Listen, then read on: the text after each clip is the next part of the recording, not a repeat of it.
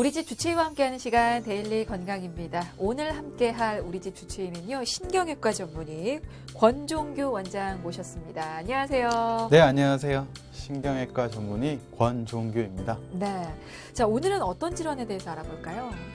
네, 오늘은 척추질환 중에서도 척추전방전이증을 주제로 준비했습니다.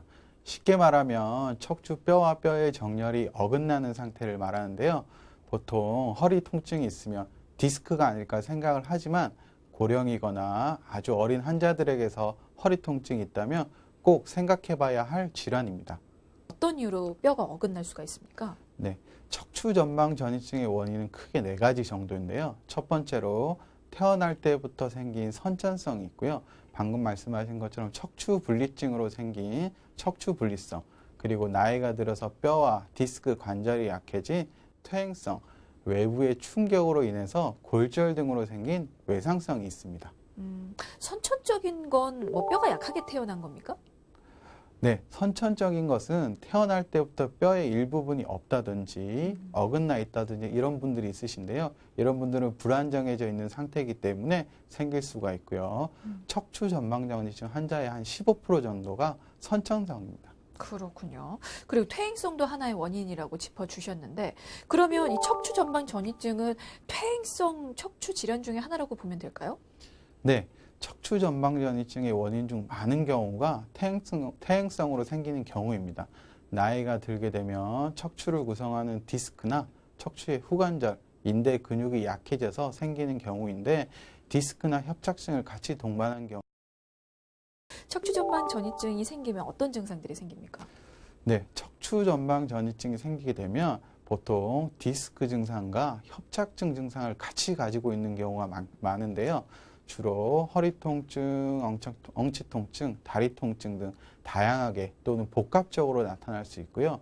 주로 자세를 변경하거나 숙일 때 통증이 심하고 30분 이상 걷게 되면 허리, 엉치, 다리 통증이 심해지는 경우가 많습니다. 네. 진단을 위해서는 어떤 검사들이 더 필요합니까? 네, 여러 가지 검사가 있지만 허리 통증 등의 증상이 있다면 기본적인 엑스레이 검사를 해보면 척추 전방 전이증 여부를 알 수는 있습니다.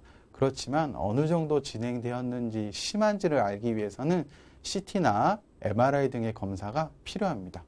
기본은 엑스레이인 거고. 네, 맞습니다. 네, 어느 정도 심한지를 볼 거면 이제 CT 촬영이 네, 추가로 필요한 거고요. 네, 필요합니다. 이게 진짜 정도가 심하면 마비까지 올 수 있다고 하던데 네. 실제로 그렇습니까? 네, 맞습니다. 뼈의 정렬이 심하게 어긋나게 되면 다리로 가는 신경을 누르게 됩니다.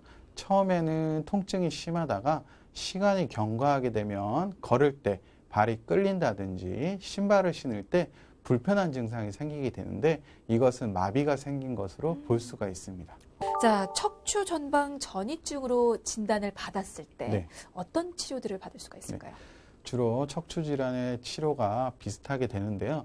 초기에는 약물 치료, 주사 치료, 재활 치료, 운동 치료를 병행을 해보고요. 병이 진행해서 초기 치료에도 반응이 없다면 시술 같은 것을 고려를 해봐야 됩니다. 그렇지만 시술 등에도 증상이 계속되고 반응이 없다면 수술적 치료를 결국 생각을 해봐야 될 것 같습니다. 그 주사 치료도 있던데요. 네네. 주사 치료는 뼈를 맞추는 겁니까? 목적이 뭡니까? 주사 치료는 뼈의 정렬을 맞추지는 못하고요. 그렇지만 척추 전방 전이증으로 인해 생긴 신경이 눌려져 있는 부위에 정밀한 기계로 염증과 유착을 방지하는 약을 뿌려주게 됩니다. 그렇게 되면 붓고 아픈 소위 말하는 염증 반응을 해결해서 통증을 완화시키는 목적입니다. 아, 통증 완화를 위해서 네, 네, 맞습니다. 주사 치료가 이루어지는군요. 네.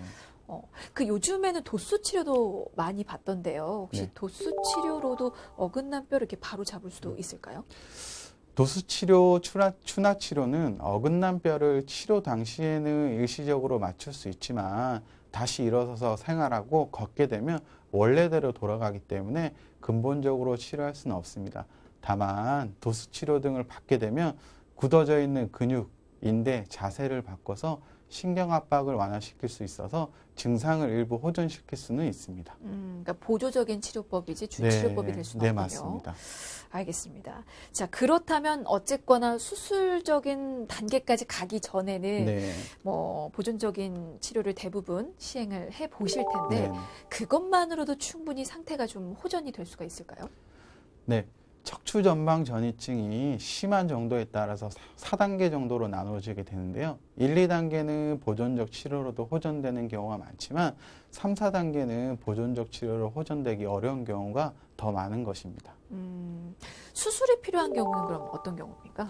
네, 주로 수술이 필요한 경우는 대략 3가지 정도 경우인데 첫 번째로 비수술적 치료에도 통증이 심할 때, 두 번째로는 마비 증상이 심할 때, 세 번째로는 3, 4단계의 심한 척추 전방 전이증이 있을 때입니다.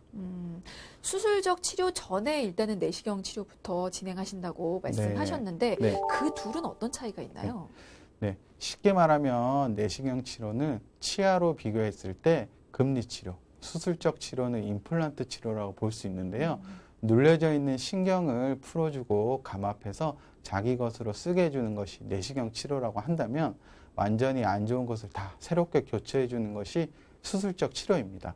내시경 치료는 작게 절개하고 회복도 빠르고 부분 마취하에 진행되기 때문에 전신 마취를 하기 힘든 고령 환자들에게서 좋은 치료법입니다. 아, 그렇군요. 네. 치과 치료의 비유를 해주시니까 이해가 네, 확 네. 되네요. 네. 네.